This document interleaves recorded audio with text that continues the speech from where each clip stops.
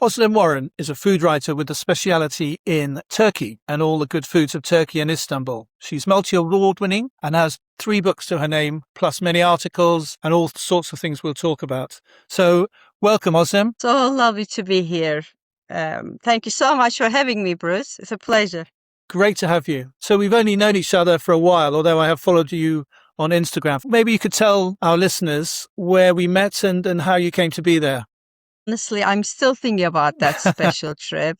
It was lovely. It was a lovely trip to Napoli, wasn't it? Really exploring tomatoes and lemons. As much as you love lemon, I adore lemons too.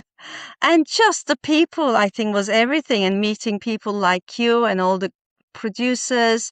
I really loved every minute of that trip. It was brilliant. It was a great trip. There were about 10 of us food writers from England and some influencers and creators, and we ate in some amazing places. And also, I've never seen anybody who is quite so keen on lemons as Özlem. Every meal we had, every lunch, every dinner, we had a bowl of lemons to chop up in our water. So we bonded over lemons. There was one restaurant where you got some lemons given to you by the owner because you're obviously so keen. Do you remember that? Like a Serranto, wasn't it? I mean, how can you not? They're incredible lemons there looking at me. And I think the owner felt so sympathetic and he gave me a bag of lemons. He did. And it made a lovely lemonade from the book, actually, when I came back. I loved it. Funny you should say that. I will mention that in a minute. I have the same drink to keep me refreshed. Amazing. But also, maybe you could just take us back quickly to your beginnings in food writing, beginning of your life in Turkey. And we met your husband, Angus, on the trip, a lovely guy. And I know you have a very romantic life together and a meeting. And there's a little bit about it in this fabulous book, Istanbul.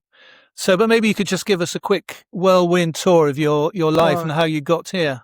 That's very kind of you. Yes, I mean, looking back, it's now over 20 years, I think. I was born and bred in Turkey, lived there for over 30 years, got married to Angus on the bank of Bosphorus, Istanbul. As you say, we had a 6-year long distance relationship before that because I finished my master's in Stirling, Scotland to go back to Istanbul. Job. Angus was in Aberdeen at that time.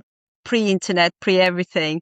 So lots of letters, lots of bonding over food, lots of cooking for him. But I'm very glad things worked out the way. And he loves Turkish food, which is a massive blessing. Yes.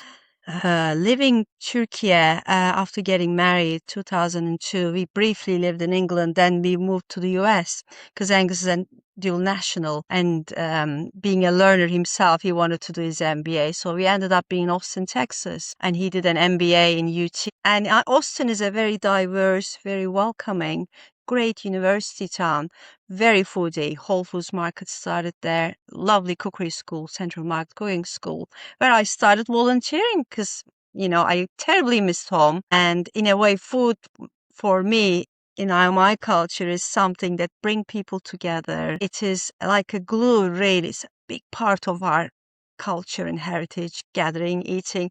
And, people didn't know much about Turkish cuisine, especially in the US those times. They thought we only eat kebabs and nothing else. We love the stuff, don't get me wrong, but we eat so much more than that. And they were very kind enough to encourage me to teaching for them. I love that about US, actually, that can-do attitude. And thanks to them, I did teaching with Central Market Cooking Schools for over 5 years while we were in the US, in Dallas, Houston, San Antonio, Austin. Fantastic way to launch a career. Really great experience.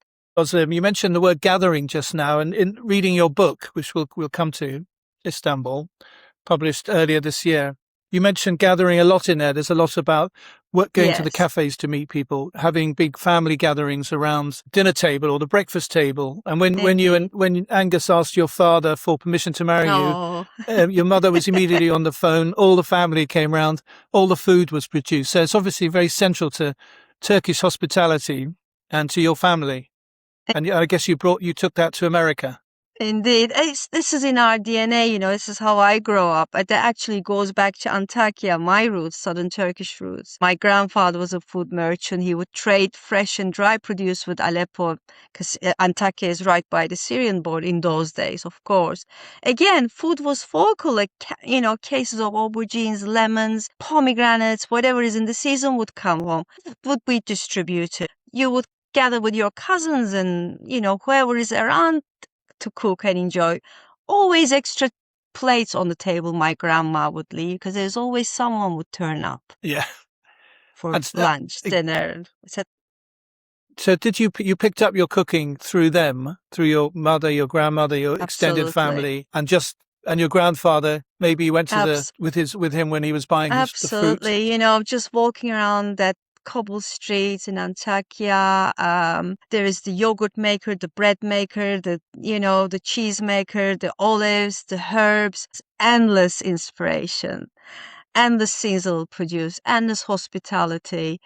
And it's really criminal not to be inspired by it all. But I suppose living abroad made it even more intense because when you are within that area or circumstance, sometimes you take it for granted, really. But when it's taken away from you, I really latched on it in a way that I couldn't wait to make that flatbreads, that dolma, give that to the neighbor, gathering my neighbors, doing a cooking class for them.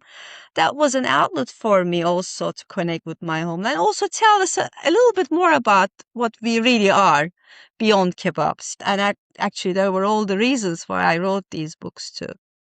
But you've got 3 books. We'll talk about them in a minute. But so there's plenty of other foods other than kebabs, which are very important and very delicious. So you mentioned Antakya. That's on the Syrian border. Is that right? Or Indeed, ancient yeah, Antioch, one of the 3 Antioch. Yeah. big cities in the ancient world with Alexandria, great hub, part of the Silk Road too. My grandfather from that side was a soap maker. He would make Antakya's olive oil soaps. My mom's father Ahmed was a food merchant. We would go to hammam once a week. You had to have hammam experience, otherwise you're not clean enough. And Anne would make all these lovely toppings for flatbreads. You would take it to the bakery because the Mm. bakeries are in Antakya especially is like a community oven.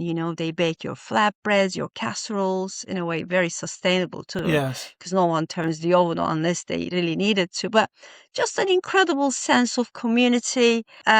Food is at the center of everything. Yes. And is that where the earthquake happened? Indeed. Yes. When was that? 2003, it was February. Yeah, very, very sad. But what is very important was that very resilient people, Antakya people are really attached to their land. And we all really tried our best. I mean, I raised over almost 10K with donating book sales and Fantastic. supper Yeah. clubs. We all did, really, whatever we could do, give back. And now, lovely to see they are getting back. And actually, we did the photo shoot for Sebzem before Istanbul at the outskirts of Antakya, olive farm there, just to again give back to the local community and help whatever we could do. It's unfortunately a fact of life in my part of the world. We just need to be more prepared for it. Was there another earthquake as well more recently? Big as that one, there's Not as always big. little Yeah. minor hiccups that touch wood. I spoke to a journalist about 4 or 5 years ago, maybe even longer, and she was from that region but was working in Istanbul. And Yeah, she was raising money for earthquake survivors by yeah. getting supermarkets. Migros, I think, is a big presence. Yes, The indeed. Swiss supermarket chain, and they would send trucks down from Istanbul and buy the lemons from people's gardens because Yeah, some lovely. so they were keeping money coming in that way as Yeah, well. really nice. It was some really good organized effort there. Really good. So right, books. So you were teaching in Austin, Central Market. Can I just ask, did you have any problem getting ingredients? Because I'm thinking this is maybe 20, 30, 20, 25 years So ago. it Did was you have? early 2000, 2004, 2005, Okay. 5, 6, that was. That's the beauty about Austin because they are very big on healthy eating. Whole Foods Market started there. There is also very diverse community. The university, I think, brings that diverse element. I was very lucky because there was a lovely Lebanese or Middle Eastern supermarket. I could get pomegranate molasses. There was a big bulk section that Turkish ingredients are really so easy to find, especially, these days. I mean, there's only one or two pastes and things like that that might require an online shopping, but based on seasonal produce after all, and mildly flavored with spices, not overly. You really want to taste that aubergine rather than hiding it with a spice or sauces. So yeah, pretty much. And one of the things, again, going back to books, they really need to find a way to recreate those tastes, come as near as possible to the original taste. So if that may mean that you need to do a substitution or a variation, that's our job. That's why I really try hard to say, if you can't find so and so, use that as a substitution. Because you need to offer that to the reader. But these days, especially in the UK, we are so lucky ingredients wise, really lucky. I mean, many of the recipes here are using pantry products, stuff I've already got here. I had to buy some extra Aleppo pepper, some pul biber, which Pul is biber, yes. yeah. There's a lot of that used in it. That's obviously a key ingredient for Turkish food in this book. Indeed. Honestly, if you go any restaurants in Istanbul, sit on a table, there's salt, pepper, pul biber, like a regular spicing element, or dried mint at times too. It's a big part of the cuisine. And the pomegranate molasses. As a matter of fact, I'm making a spicy bulgur wheat salad today, which is hot in the next few days. It's a lovely tangy flavor that adds, again, something we share with all the Levantine cuisine. I've got a map here in Turkey, and you have Georgia, Armenia, Iran, Iraq, Syria. You've got Bulgaria, Greece, the Balkans on the west. You've got the Anatolian region. You've got a lot of influences around Turkey. It's obviously a super historic part of the world. Historically, it was where a lot of the grain came from. It's on the Silk Roads, as you mentioned. It's fascinating. The more they dig, the more new things come up. There is a Göbekli Tepe on southern east part of Turkey, where actually I lived nearby. My father was a lawyer with government's transportation department, so we moved few places, which was very lucky that I got to see different part of Anatolia, and everywhere is like an open air museum. It's incredible.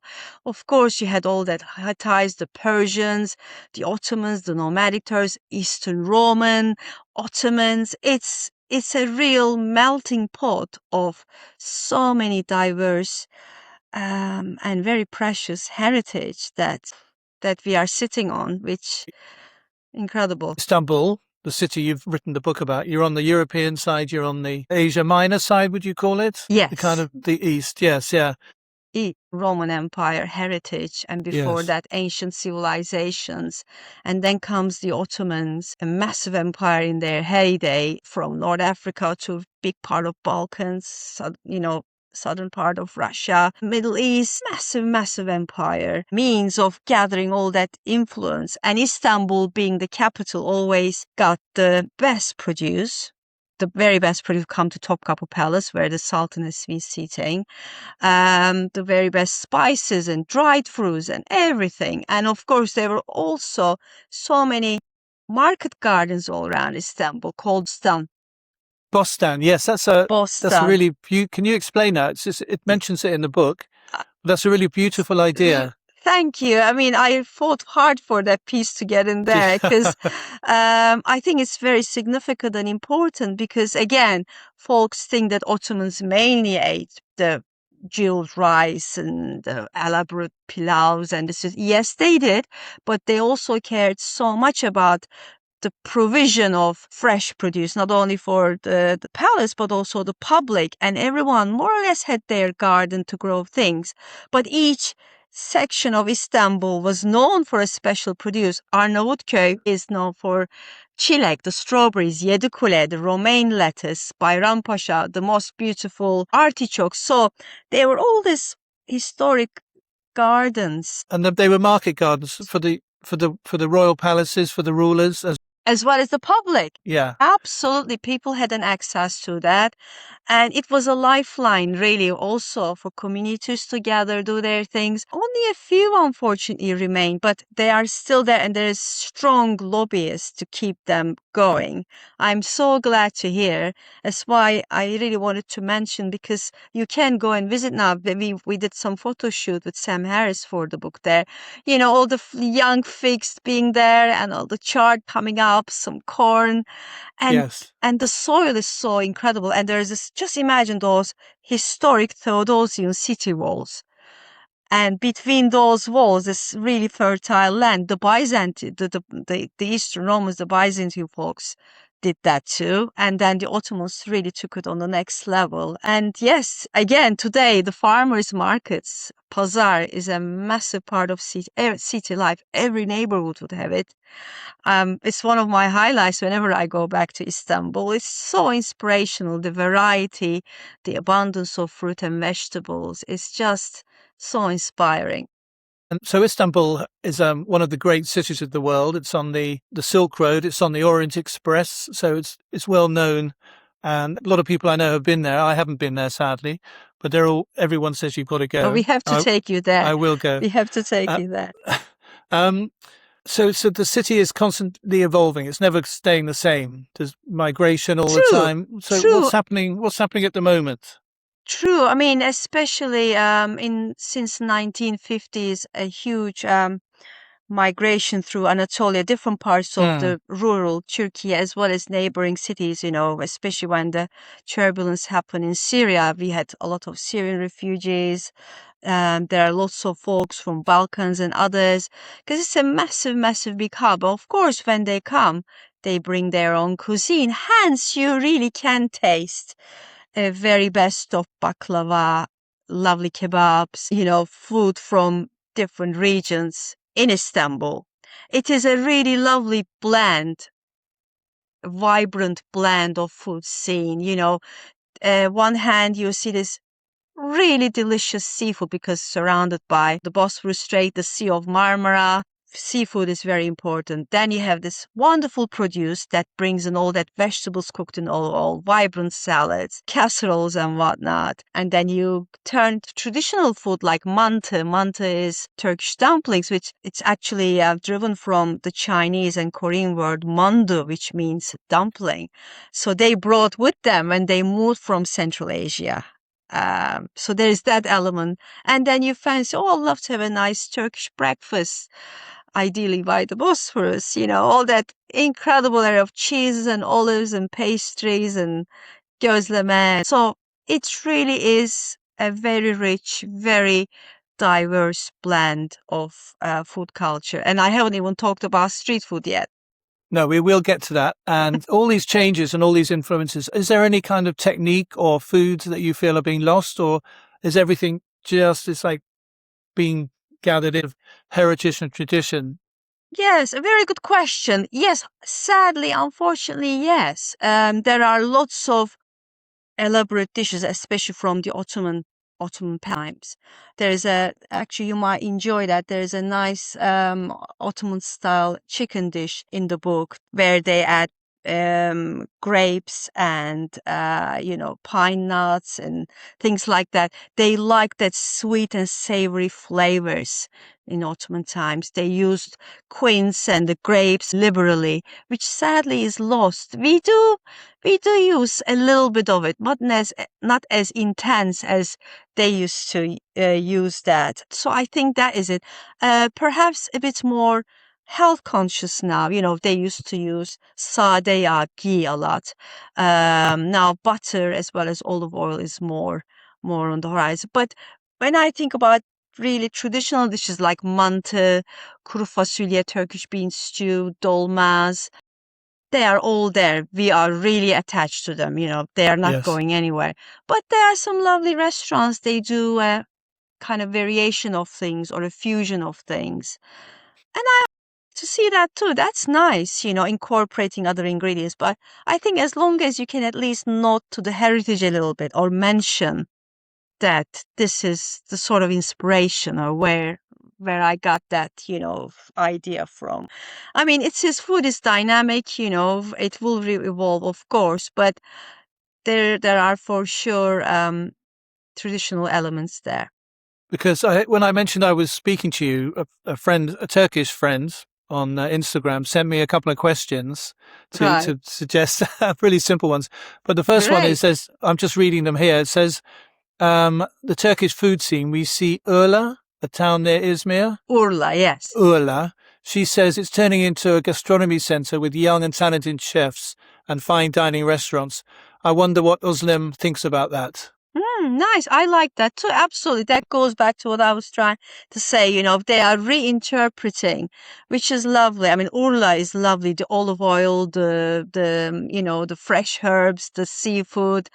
Gorgeous. They do really nice olive oil festival. I think it coincided with the Napoli trip. That's why I Okay. missed it. Ah, I see. Yes. But beautiful farmers markets. And yes, there's young and upcoming chefs. Also wine, there were vineyards dating back to Byzantium and even before that. And now all these boutique vineyards are really coming along nicely. I started seeing some in the UK too, which is really great. So all that, combining farm to table concept, which is wonderful. Yeah, I love seeing that. Absolutely. And that wine production, because I was watching a program, Simon Reeve, he's a British Yes. TV presenter. Yeah. He did one, I think it was 2018, 2019, maybe several years ago. And he went to some vineyards, and I think there was a little pressure from the government because this is a secular government, but I guess there's some more conservative people, should we say, they don't really want alcohol on the menu. Yes, very highly taxed, unfortunately. Yeah, the current situation doesn't really encourage wine drinking. And I think hence all these boutique vineyards are really trying to find a way to sell abroad. Um, yes, so alcohol consumption is a little bit touchy. It's people still can drink, but it's so heavily taxed. It's very, very expensive if you want to have a good glass of wine. Yeah, fingers crossed for better days. Right, Ozlem. So books, you've done 3 books now. First 2 books were Turkish Table and Sebze. Maybe you could just quickly tell us how you got from teaching cookery to actually writing. I know you've had articles published in various well-respected magazines, and and then we'll come on to this lovely book, Istanbul, and talk Thank about some of you. the recipes and the stories in there. Thank you. Again, I need to really give my thanks to Central Market Cooking School, which I'm actually going back in October to teach with Istanbul. All the folks coming to the classes, because when you talk about the recipes or teach, especially in my part of the world, it's never just recipes. You talk about traditions, you talk about, how we eat and, background story, history and all that. And they were very curious, very interested. And they said, we love hearing what you're saying. Can I buy your book? I said, Ah, oh, okay, yes. thank you. I don't have a book, but I'll try to write one. That started the blog, Özlem's Turkish Table. It became like an online book, I suppose. I started that again 2005 or 6. I think it's still there, the blog. And I suppose what it does is that you build a strong trust with your readers. The reader trusts you. They ask questions, they comment, they get, especially in those days, blogs are being Yes. really popular these days, more of a Substack, I suppose. So that was a real, okay, that's good. I can do something with it. So I had 100 whatever recipes. I said, okay, it's time to do something about it. But it was big encouragement from the American folks. But then we returned to UK on 2009, settling in, get the children at schools and all that. Yes. Özlem's Turkish Table is my first book that came out 2018, I think. It was actually with an indie publisher, just the way it worked out that time.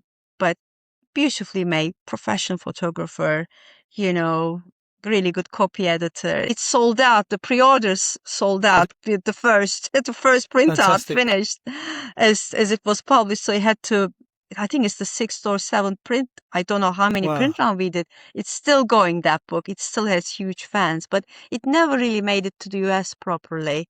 And I have quite a bit of a reader base in the US. And then with a literary agent,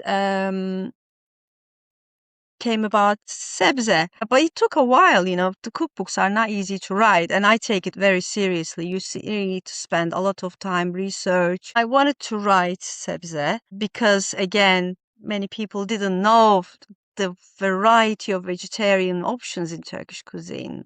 Yes. Huge. And sebze was a really, really good book, really successful book.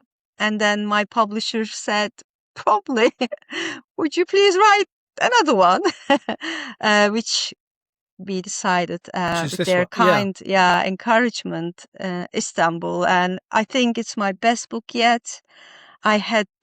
This, it's over 20 years of research, perhaps, so much research for that book.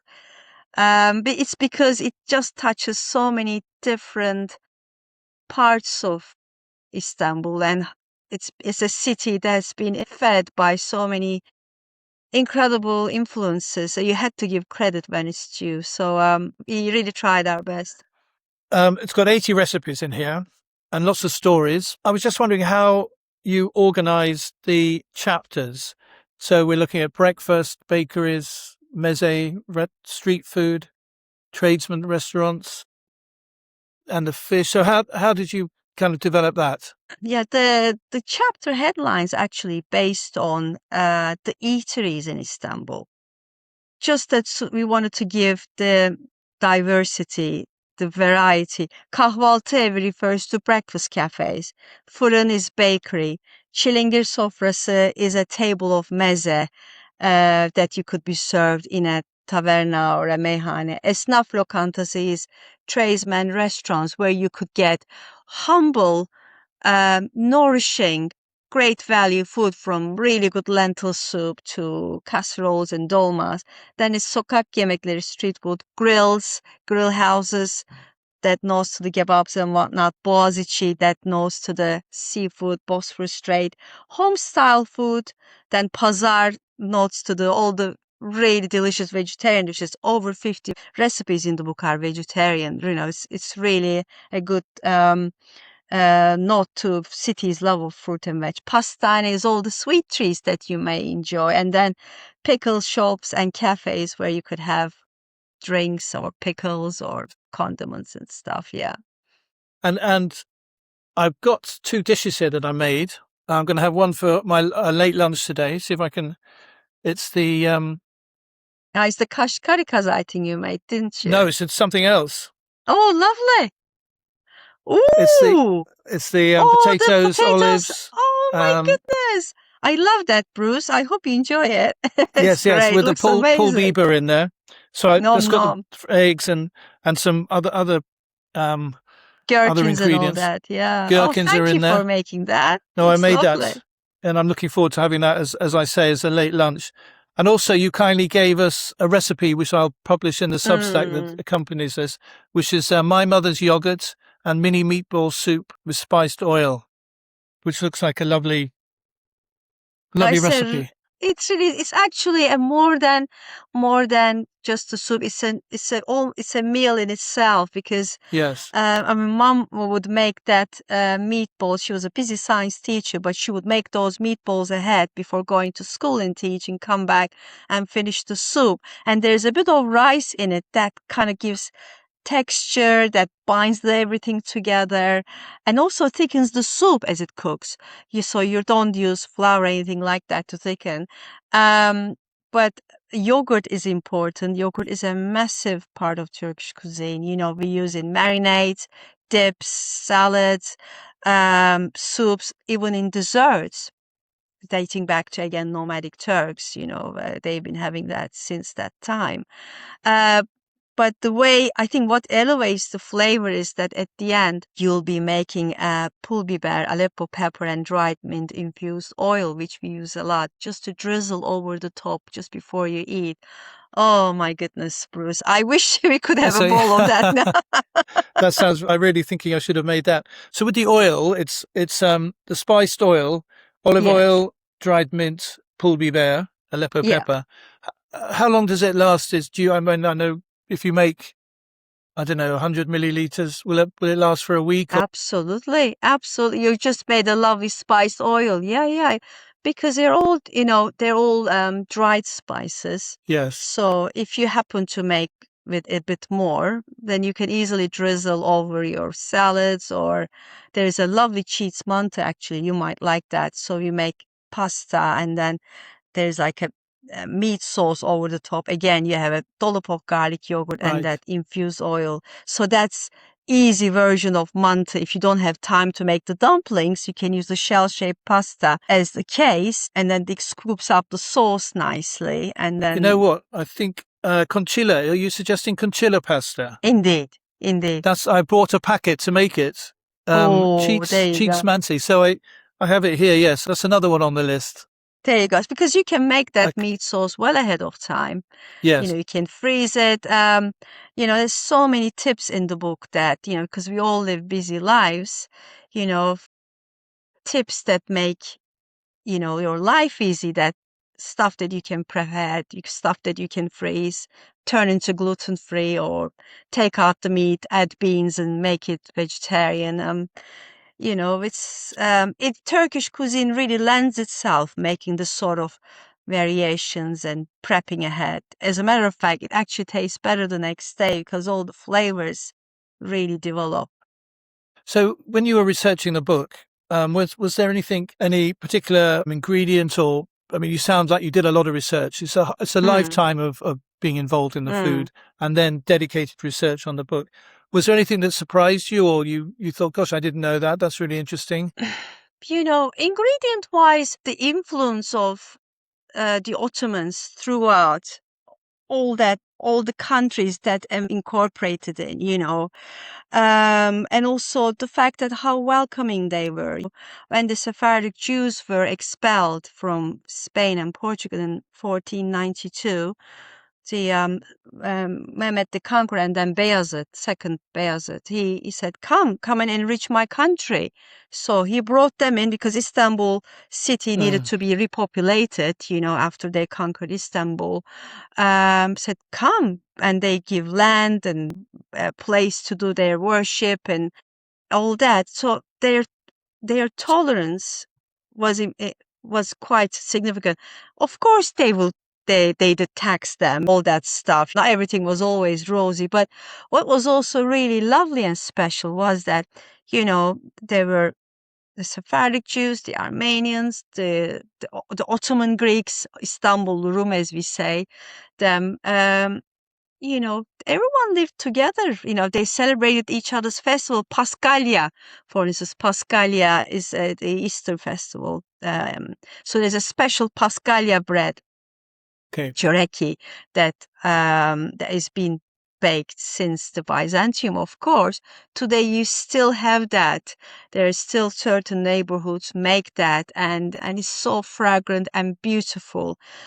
Sadly, their numbers are not as high as it used to be, but the heritage is very significant. Hence, I really wanted to mention, there's a lovely topic recipe that is chickpea domes with spiced onions and currants and pine nuts, an Armenian speciality that you can find in our tavernas, meyhanes. Today it was a Lenten speciality that now incorporated day-to-day life. Paskalya chöreği again, kashkari kaz you made, again, it's a significant dish from Sephardic Jewish community. And we gathered all this lovely folk when we did the photo shoots. A lovely photo of we gathered around the table in the book at my cousin's ceramic atelier. They turned into this lovely feast area. Honestly, around that table, there was someone from each community, and it meant so much to me. That represents Istanbul cuisine, and also the fact that I grew up like this in ancient Antioch. In Antakya, it's a city of tolerance.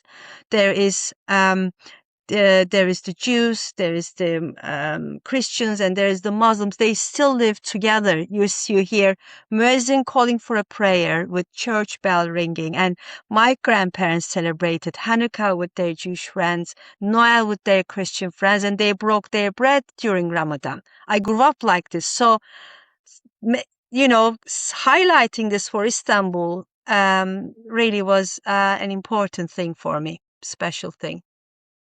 I can see that in the book because there's mentions of different communities. I mean, the Kashkarikas, which is the Kashkarikas, yes. Kashkarikas, which I made earlier in the week, which is skins of courgettes. I mean, it's like a really good low waste. And I had it the day I made it and the day after, and it does taste. Oh, lovely! It does soak it up. I gave it to some friends. I sent it to my friend Lian Bembosad. I took her recipe. It was her grandparents' recipe, grandmother's recipe. She was so chuffed that you made it. Really meant a lot to her. Yes, yours looks a little more precise and tidy than mine, but mine did I like taste delicious. rustic. Yours looked amazing. But and again, this is you mentioned in the first sentence, the Sephardic Jews were welcomed into the Ottoman Empire, and they brought dishes like this. So it really is a big melting pot. So it's almost an impossible question. The ingredients in the book, we've talked about the Aleppo pepper, pul biber, yogurt, pomegranate molasses, aubergines. There isn't really one ingredient that you could say is Istanbul. It's hard, well, Istanbul really is. It is a real melting pot. Depending on where you eat, you might feel, oh, I'm just being in southern Turkey because you're having a kebab because it's southern Turkish speciality. Whereas I suppose when you think about high cuisine, Ottoman high cuisine, where they made this beautiful zeytinyağlı vegetables cooked in olive. There's a lovely rolled wine leaves with pine nuts, currants, herbed rice that Ottomans also used sour cherries in it. So this is a delicate, high Istanbul cuisine thing. It's dating back to some time. Some would argue it's mantı, which were nomadic Turks brought with them. Some would say, oh, it's the beans, the bean stew, kuru fasulye, which Atatürk, also the founder, he was a big fond of it. I mean, it is really pinpoint one thing. Or I suppose you might talk about simit, our sesame encrusted bread rings, which is an iconic street food in Istanbul. Okay. Lunch, dinner, breakfast, all-day snack. Everyone has simit. It is crunchy outside and soft inside. Perhaps that might be Turkish breakfast. Might be something.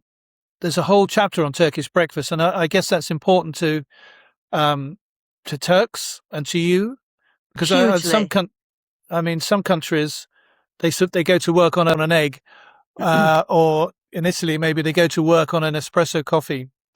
For the Turks, and your whole chapter on these beautiful breads and cheeses and fruits, that's an important part of the Istanbul culture. It is a big deal. Not only Istanbul, I would say general Turkey too. The fact is that the weekdays, people find it hard perhaps to have an elaborate breakfast, but they would always have a simit or a bread, cheese, olives, jam, perhaps a scrambled style Turkish style eggs. But come weekend, that's another deal. You meet up with family and friends. It is an important social occasion. It is an important ritual, shall we say. You gather, slowly you enjoy all that lovely böreğs or gözleme, the flatbreads with toppings, or acuka. There is a lovely nutty dip in the book with walnuts and whatnot, sliced cucumbers, this, that. But what I love about and I long for it is that it is a very special time to connect, chat, no phones. You might have some magazines or newspapers, but you catch up, chat. And then the glasses of chai, Turkish tea would come and go. If you're lucky enough, you're by the Bosphorus, you see the boats passing. I mean, it's idyllic. It is so special, so special. And then you finish with a nice, frothy, bol köpüklü Türk kahvesi, Turkish coffee at the end, which was my mom's favorite drink, which is very significant for me. For me, Turkish breakfast is more of a brunch at the weekend, but I love doing that with family and friends. Again, it is a connection, a point of connection, slowing down, connecting with your roots. And it is a feast actually. You can eat all day. Sometimes I crave for a Turkish breakfast for dinner. Why wouldn't you have a lovely scrambled eggs with tomatoes, peppers, with a little salad or olives and cheese? I mean, I would eat in a heartbeat, to be honest. So it's a very sort of flexible way of eating. Yes, it's like an all-day breakfast. Indeed. I mean, I'd like to talk also about the Bosphorus, because that's, and I guess the Marmaris, the Sea of Marmara, two very important parts of Istanbul, because it's not only politically because it's a waterway into the Black Sea, Sure. but it's also full of fish, full of and there's a lot of fish restaurants, I think, on both sides of the river. That connects Asia and European side of Istanbul, and also there's that Golden Horn, of course. One side Golden Horn comes, and the Bosphorus, and then it goes through the Sea of Marmara, and then Sea of Marmara connects to the Aegean Sea. It's a very important waterway used during Silk Roads. It's an incredible important place where they're trying to do the siege while they are trying to conquer Constantinople at that time. They couldn't conquer via the water. They had to go via the roadways. It's a whole different story. It needs another episode to explain all that. But it is a very significant, very live, beautifully turquoise, gorgeous place. I remember Rick Stan finishing an episode from Venice to Istanbul on the Bosphorus, feeling incredibly live, because at one side you're looking to Hagia Sophia and Topkapı Palace, the seat of the Ottomans, of course, the great church of Hagia Sophia, and the Blue Mosque, of course. And then, on the other side, you look to the modern building, the Istanbul Modern Museum. Yes. And then you see the Galata Tower, where the Venetians used to keep an eye on incomings and goings of the port. So vibrant, wherever you look, you feel alive. I think that's the word I describe. There are places that you feel you exist. There are places you feel fully alive. Yes. That's really is the place for me in Istanbul. I love that. Yes. You really feel alive there. And I think in Naples as well, where we met a couple of weeks ago, I think I felt alive there, because you step out of the hotel and there's people. It was amazing, wasn't it? There's like bikes going, people shouting, people sitting on chatting and with a coffee. And everyone's so passionate, whatever they're exactly. doing, you could feel. And I feel the same. That's why I think maybe it's resonated so much with me, Everyone really owns it and feels passionate about, the food, whether it's balık ekmek, the fish sandwich, or simit, or a lokma, or small street stalls serving you a little squeeze, freshest of juices there, there's a certain pride, certain ownership, I think. I think that's lovely, and I'm going to think about that, because I mean, I love where I live, but I feel like I could do with a little more Naples, a little more Istanbul in my life. Yeah, well, you have to tell me when you're going, and we'll fill you in all the right people, places Thank you to so go. much. But another thing is, you and I have this passion for lemons and citrus fruits. So I know most of the citrus in Turkey is grown further east, and a bit further south on the map than Istanbul. But Istanbul itself has some beautiful historic houses, and they had the orangeries, and they had it was a symbolic fruit of wealth. Is that the case? True. I mean, there is a sort of citrusy tangerine, a little bit, not as much as on the Aegean coast, as well as the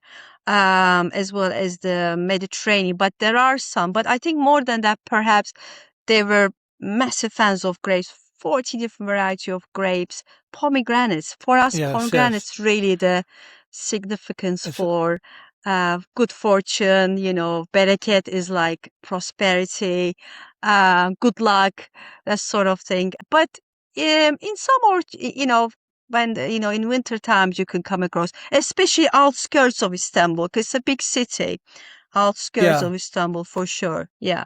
Because as well as making that dish, I made this drink, limonata, Oh, I'm which is delighted. which I've been sipping during our conversation. That's And amazing. Oh, afiyet olsun. You cheers. know what afiyet olsun No, means? I've May you be happy and healthy with this food and drink. oh, That's what we say, like bon appetit, when you're eating or drinking. what's the word? Afiyet. Afiyet is, I think, Afiyet. an Arabic word. Health. Okay, afiyet. Olsun, I wish you. Okay, afiyet. Oh, I'm going to be Afiyet using that. olsun. Yeah, Yeah, yeah, yeah. because and I think lemons. Do you use a lot of lemons in your cooking? Hugely. Oh my goodness. Love it, love it, love it. So lemons, especially for dressings, for salads and stuff like that. But also when we cook vegetables cooked in olive oil, zeytinyağlıs. So that's a specific category in Turkish cuisine, and Istanbul is famous for that Okay. too. There's a lovely artichoke bottoms cooked in olive oil in the book, as well as leeks cooked in olive oil with Oh, with yeah. um with carrots and a little rice. I think you'll really like that. All these dishes are refreshed with a little juice of Mm, lemon during cooking as well as serving. Soups. There's a lovely lentil soup in the book, mercimek çorbası. Again, uh, it's it is enhanced with cumin, pungent, really lovely warm cumin. But again, as we serve, we squeeze a little bit of squeeze a lemon juice lemon. to it. So lemon, Yeah. I think your huge. husband, when we met Angus, I think he mentioned you might have a whole fridge full of lemons, Yeah, a yeah. separate fridge. I feel panic if I have less than Yes. 3 lemons in the fridge. um, okay, so the book is published in May, so it's still Indeed, very yes. new, and I think you're off on a US book tour now. Is that right? Maybe you could just quickly tell us about that. Yes, thank you. Well, before that, I am going to Holland Okay. because the Dutch edition is coming up. So we'll celebrate with few events, and the German edition is out now. So that will be special. And then going back to US will be special in October. So I'm teaching in Texas at the Cookery School Central Market, various locations, Austin, Houston, San Antonio, and Dallas. But then I'll go up to Boston to do teaching with Milk Street and also do a supper club with Sofra Bakery. And we also have a family wedding in Palm Beach, so there will be of Wow, work and fantastic. play. Are you catering for the family wedding? I hope you No, can no, enjoy it. we are No, no, guests. no. No. You're a guest. Yeah, yeah, but Good. really look forward to that. Really look forward to that.